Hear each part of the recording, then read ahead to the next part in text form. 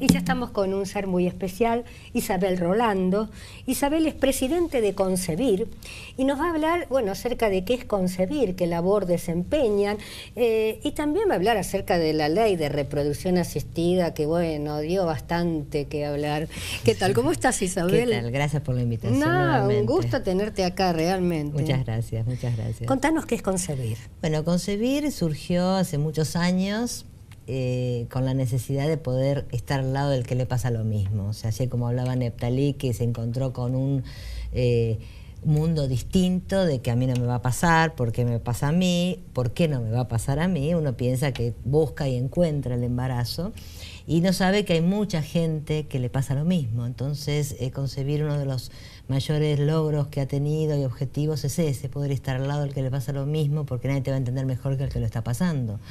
Y las que fundamos Concebir fuimos ex mamás que hemos tenido nuestras hijas gracias a las técnicas, que bienvenidas sean. ¿Qué edad tiene tu hija? Mi hija va a cumplir 25, ya próxima a casarse.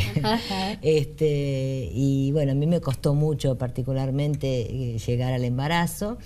Y bueno, gracias a poder haberlo logrado y poder hablar en su momento, cuando yo era paciente, solamente con el que estaba al lado mío y compartir con el que le pasaba en la sala de espera del médico, decidimos armar Concebir. Bien. Ese objetivo lo tenemos muy bien logrado porque hacemos talleres, jornadas para poder acompañar al paciente. El segundo objetivo es esto, estar informados, porque así como decía Neptalí, que cuando a uno le dan un diagnóstico que no sabe de qué se trata, lo primero es la información. Y la información a los médicos especialistas, no internet, que es lo que nosotros siempre decimos que es muy peligroso. Por un lado es muy bueno, pero por otro lado hay mucha información que realmente puede confundirnos mucho. Hay que ir a los médicos para poder estar bien informados, porque la forma de estar informados es para poder decidir. Estos son caminos que a veces son cortos, a veces son largos, hay pérdidas de embarazos, hay no embarazo, hay muchas causas, o sea, puede ser el factor masculino, el factor femenino, hay un factor que es de ambos y hay otro factor que es una infertilidad sin causa aparente, que uno dice, ¿por qué no quedo si yo estoy bien, mi marido o mi pareja está bien y no quedo? Pero bueno, es un abanico muy amplio de posibilidades. Por eso tanto las parejas como las personas que están ahora también participando en los talleres, que eso es lo que quiero hablar también, lo importante es la información y la buena información, ya sea de grupos de ayuda y sobre todo de los médicos. Isabel, también lo importante acá es la contención, ¿no es cierto? Encontrar a su par. Exactamente. Nosotros tenemos un equipo psicológico, no es terapia, sino es grupo de autoayuda. Y hacemos talleres específicamente de parejas heterosexuales a la par de madres solteras por elección, porque los nuevos paradigmas y la ley contempla, porque la ley no salió por enfermedad sino por derecho reproductivo.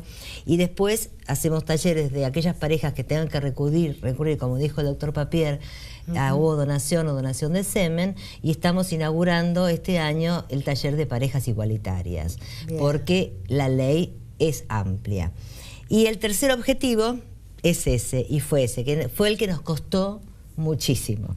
Ya desde el año 95 empezamos a escuchar los proyectos de ley, que en ese momento eran muy restrictivos, porque nos ponían más piedras en el camino del que ya teníamos, porque prohibían ciertas técnicas.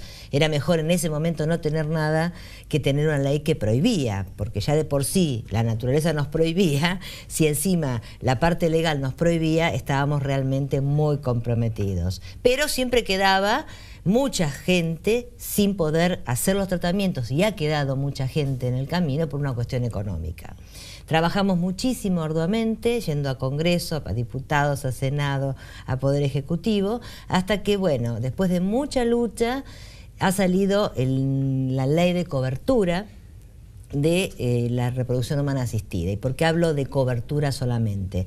Porque lo ideal hubiera sido que saliera una ley que implique la cobertura y la regulación, porque hay muchos puntos. ¿Qué quiere decir la regulación? La regulación es, por ejemplo, lo que está contemplado ahora sí en el nuevo Código Civil. Bien. ¿A qué se llama todo eso? La filiación, el derecho a la identidad de los chicos nacidos por donación de gametas, la voluntad procreacional, porque hasta ahora madre es la que lo parió, en cambio ahora cuando entre en vigencia el nuevo Código Civil, que va a ser recién en enero de 2016, un poco tardío, va a ser padre o madre el que tenga la voluntad procreacional de tener familia, o sea, de hacer tratamientos con fecundación asistida, por supuesto. Entonces, ¿por qué se desdobló eso? Porque en el Código Civil están todos esos puntos de regulación y llama a que se realice una ley especial de regulación. Por eso la cobertura la tuvimos el 5 de junio del 2013. Está todavía media renga, porque hay muchas prepagas y obras sociales que toman la determinación o determinan algunos puntos que realmente están claros, como por ejemplo la medicación, que tiene que estar cubierta integralmente todos los tratamientos. Sin embargo, algunas prepagas lo interpretan de alguna otra manera y cubren el 40%. La donación de gametos, a pesar de que está en la ley con cobertura, hoy tenemos un problema de habilitación de bancos de gametos. ¿Qué es gametos? Gametos es el óvulo y espermatozoide, son las células reproductivas. Entonces, con esta ley de regulación que llama a que se realice en el Código Civil, la estamos trabajando. Ya hubo dictamen en diputados, a través de la Comisión de Salud estuvimos presentes participando en la comisión plenaria, donde salió por unanimidad. No es 100% lo ideal, pero bueno, es que digamos que es lo que hay, que va a regular todo lo que falta, o como que se cierra el círculo de lo que es cobertura y Código Civil. Bien, Isabel, una última pregunta. ¿Qué es hecho de identidad? El derecho de la identidad, bueno, ahora lo va a hablar Estela, se refiere a aquellas parejas que por X razón, por postergación de maternidad, por algunas enfermedades que alteran los óvulos o los espermatozoides, tienen que recurrir a la donación de gametos. Y eso es una lucha muy especial, sobre todo de Estela, para que el chico nacido a través de donación de gametos tenga el derecho constitucional de saber su identidad. Bien. Y eso está logrado en el Código Civil recientemente promulgado. Ahora sí, ¿a ese corte tan pedido?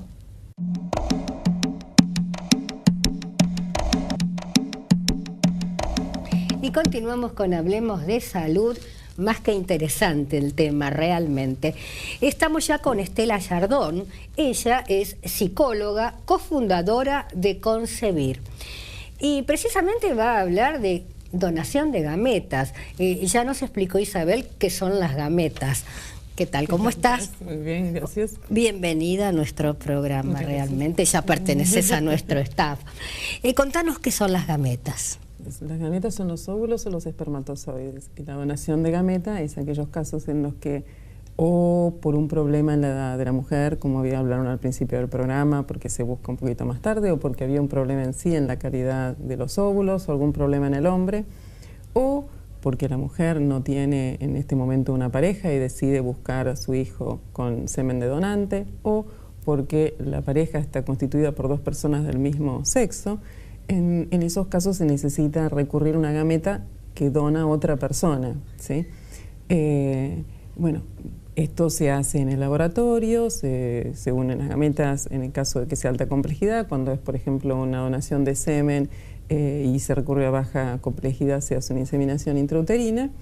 Y si todo sale bien, nace un bebé. Pero ¿qué pasa acá? Nosotros, en la posición de Concebir, y por eso hablábamos del tema de la importancia de la reforma del Código Civil, si había una deuda que tenía la medicina reproductiva en estos casos, era justamente con los nacidos. Es decir, la información sobre el donante se perdía, no había ningún registro que guardara la información o los datos de aquella persona que donó.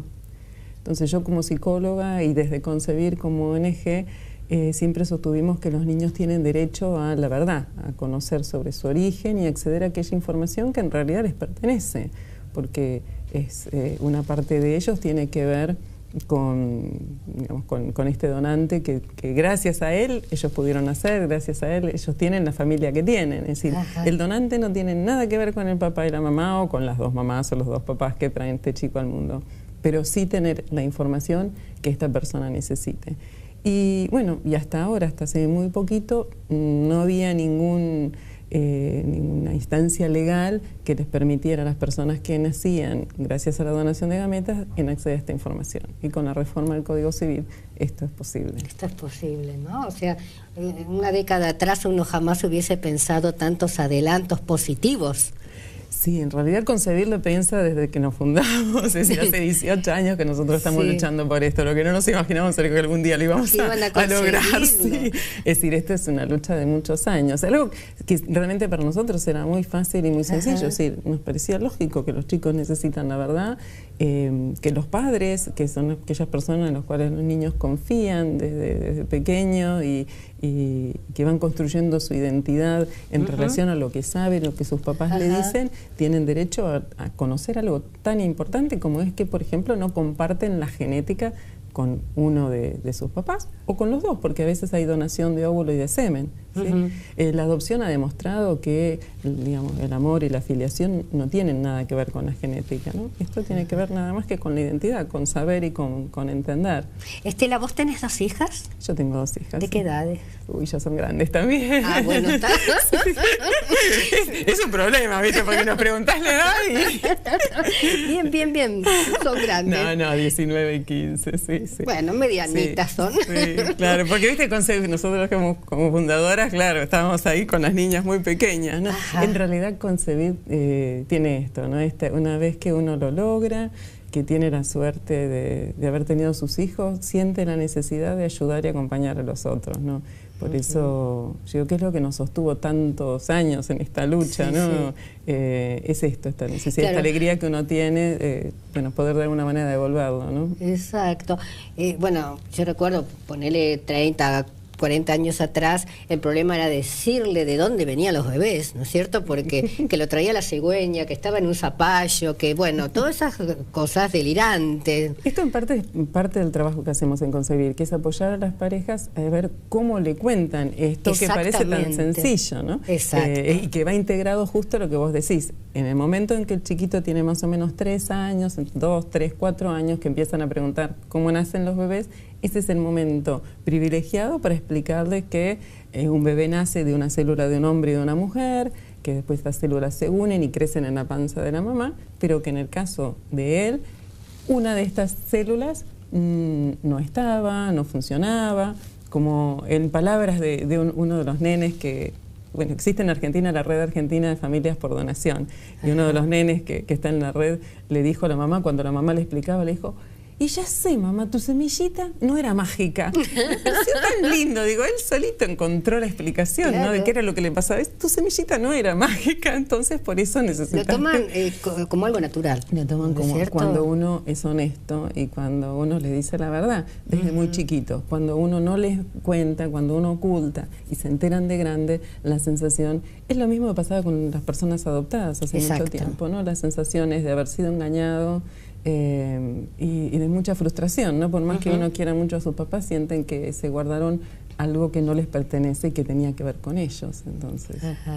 Y Estela, por ejemplo, para los tratamientos, ¿es más reticente el hombre que la mujer? ¿O cómo cuando llegan...? Qué buena pregunta. No sé si es reticencia. Lo que sí, las mujeres solemos ser más insistentes. Insistentes, luchadoras, para adelante, yo quiero. Claro, y los hombres a veces, y sobre todo para el segundo, porque a veces el hombre al principio está más comprometido. Cuando ya tienen uno, después la mujer insiste para el segundo, a veces el hombre tarda un poquito más. Empezar de nuevo, ¿no? Porque es todo, realmente cuando uno dice lucha, es una lucha. Es una lucha, pero sí, las mujeres somos más perseverantes en esto.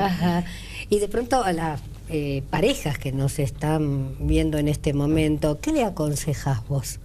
Y que tengan esperanza, que no bajen los brazos, que se apoyen mutuamente, que no tengan vergüenza, porque la infertilidad es algo que le puede pasar a cualquier persona. Que consulten a profesionales que sepan, que estén acreditados, que sepan que pertenecen a asociaciones, como recién comentaba el doctor Papierno, asociaciones reconocidas, que no vayan a cualquier médico, ¿no? Porque ahora este es el problema, se pone de moda la reproducción asistida, la medicina reproductiva, y todo el mundo pareciera querer opinar, pero los profesionales necesitan mucho entrenamiento en los centros, necesitan centros habilitados también, así que eso, que se cuiden y que se pongan en manos de personas que estén capacitadas. Bien, Estela, fue un placer entrevistarte. Bueno, un gusto. Ahora sí, ¿vamos a otro corte?